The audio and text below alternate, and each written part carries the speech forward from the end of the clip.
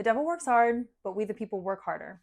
Let's war room a little bit over this shutdown, the current impasse, where we want to go, and especially the far-reaching consequences. As you know, we are shut down. What are the two resolutions? First is HR 5371. This is the Republican version, the so-called clean CR, which is not very clean. Please see my previous videos about that. That would take us through November 21st. And then we have the Democratic version, S2882. That one takes us through Halloween, October 31st. Let's go through the Democratic provisions again.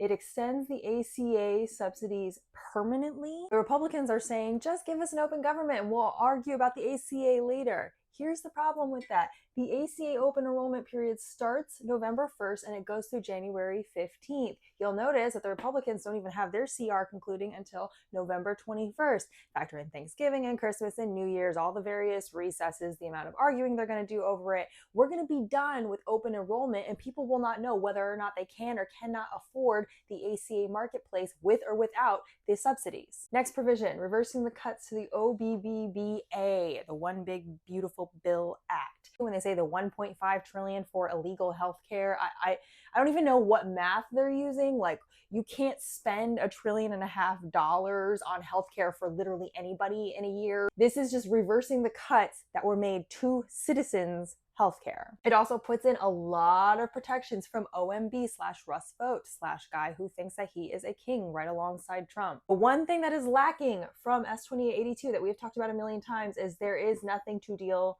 with SCOTUS. Now, interestingly, I don't know if SCOTUS is on social media or whatever, but they have halted the firing of Lisa Cook for now and said that they will hear the case in full in January. This is at least a pumping of the brakes from their typical YOLO maneuvers with this administration of letting them fire everybody first and asking questions later. Remember, we have to fund this government through 9/30/26.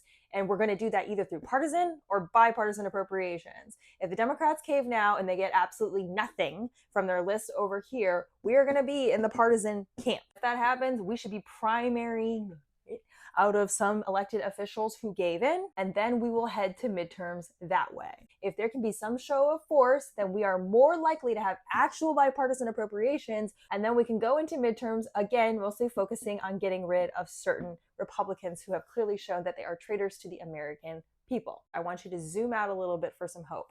From the 2026 midterms, we already need to start thinking about something else. 2028. Congress has ceded so much of its power in the last several decades. This is not a recent problem. This is a systemic problem. We, the people, need to start thinking now about the executive who can actually run this state.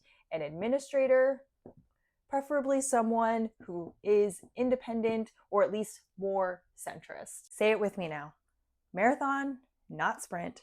Chess, not checkers. Befriend the pain. We've got a long way to go, but if you're fighting for human rights, civil rights, and democracy, you're on the right side. Stay tuned.